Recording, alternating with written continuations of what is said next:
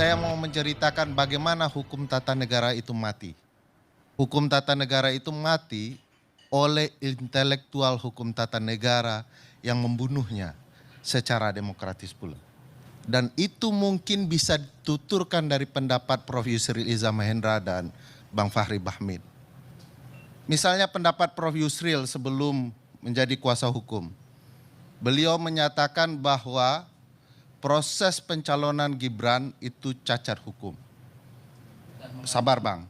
Saya klarifikasi aja supaya sebelum kesesatan ini. Saya duduk di sebelah Prof. Yusril ketika beliau menyatakan itu. Pak Yusril itu tidak bilang cacat hukum, tapi cacat problematis. Itu berbeda loh. Cacat hukum. Saya duduk di sebelah dia. Yusril bilang cacat hukum serius gitu loh. Saya duduk setelah beliau menyatakan cacat hukum.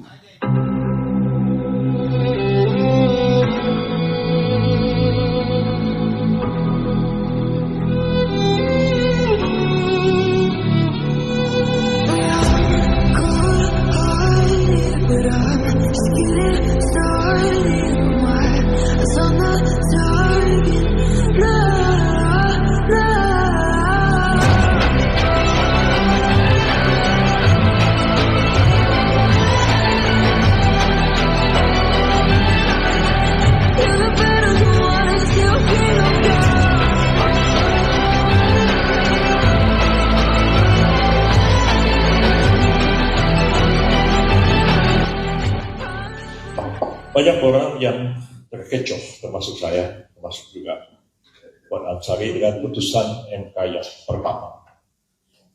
Saya mengatakan anggapan MK akan menjadi mahkamah keluarga tidak terbukti. Ya. Dan seterusnya, MK masih tetap menjadi lembaga yang menjaga konstitusi. Tapi sampai pada putusan keempat, tiba-tiba kita semua agak terhenyang. Dan itu sudah merupakan sepertinya sebuah kejutan besar dan sebuah anti klimaks terhadap 3 putusan yang ada sebelumnya. Bagi saya putusan yang terakhir ini problematik. Walaupun kalau ditanya kepada kita para yuris yang berlaku dari sebuah putusan pengadilan itu yang mana? Kita pasti mengatakan yang berlaku itu adalah diktum putusan.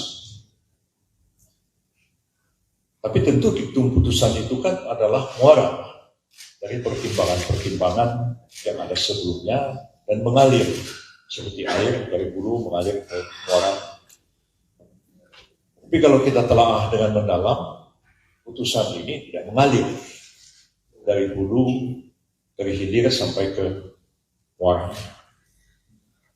Dan boleh saya katakan putusan ini mengandung satu cacat hukum yang serius. Hakim ketuanya adalah paman Gibran. Pemohonnya salah satunya adalah partai yang kebetulan ketuanya adalah adik Gibran. Pemohon yang dikabulkan nomor 90 adalah fans berat Gibran, sebagaimana dinyatakan dalam permohonannya. Dan termohonnya adalah pemerintah yang merupakan pemerintahan ayahnya Gibran. Jadi betul-betul persidangan kemarin bicara soal Gibran, soal keluarga istana menurut saya. Dan aneh kalau kemudian berlanjut. Yang dahsyat, saya coba lihat ya setelah putusan